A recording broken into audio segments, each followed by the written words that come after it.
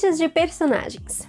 Eu tenho muito carinho pelos meus personagens e tenho certeza que você também tem carinho pelos seus. E esse carinho e essa atenção por esses personagens que a gente chama de principais é bem óbvio, mas você já parou pra pensar um pouquinho sobre os seus personagens secundários? Sobre, sei lá, o cara que trabalha na venda que o personagem foi. Nós criamos vários personagens enquanto estamos criando nossas histórias e nem sempre a gente dá a devida atenção a cada um deles. Às vezes a gente cria um personagem só pra ter ali, mas a gente nem sabe qual é a desse personagem, quais são os gostos dele, qual é a história de vida dele, como ele foi parar ali, se ele pode ter alguma contribuição futura pra história ou se ele tá simplesmente de passagem. Uma das maneiras mais legais pra definir personagens, que é a que eu tenho usado agora, é a produção de fichas de personagens. Se você não curte muito o formato de ficha, você pode fazer isso em tópicos, em um pequeno resumo, uma biografia. Um tipo de personagem que acaba aparecendo e não tendo muito destaque são os familiares, os melhores amigos, aqueles que só são citados e não aparecem muito.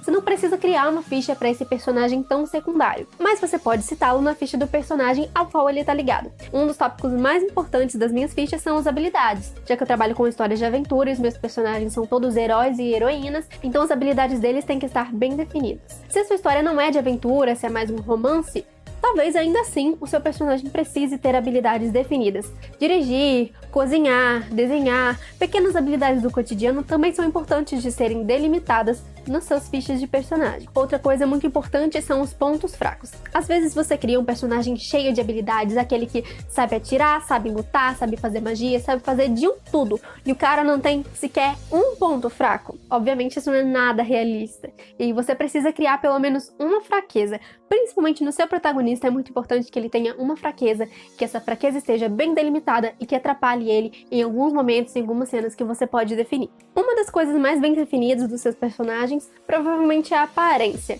mas na aparência tem uma coisa que a gente acaba não citando sempre, que é a cor dos olhos. Uma coisa que não precisa ter para todos os personagens, mas é bom especificar quando tem, são as manias. A minha personagem Duda tem mania de amarrar um casaco na cintura, assim como eu, gente. Eu adoro sair de casa carregando um casaco amarrado na cintura, porque já que é uma mania, né, acontece o tempo todo, então vai aparecer muito no seu livro. Outro ponto que quase ninguém liga na hora de construir os personagens é a origem. Em que cidade o seu personagem nasceu? Se a sua história tem vários universos paralelos e tal, isso é ainda mais importante, porque ele pode ter nascido em qualquer lugar desse vasto universo que você está criando.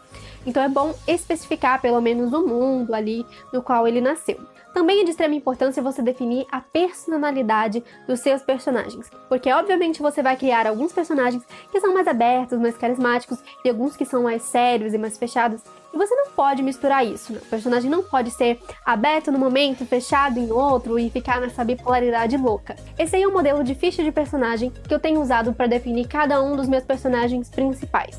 Você pode se inspirar nele e acrescentar coisas ou tirar coisas que não te interessam, ou usar de base para escrever a biografia, se você preferir fazer assim, ou para escrever os seus tópicos. E essa foi a dica de hoje. Eu espero que você tenha gostado e que consiga aplicar esse método no planejamento dos seus personagens. E até o próximo vídeo!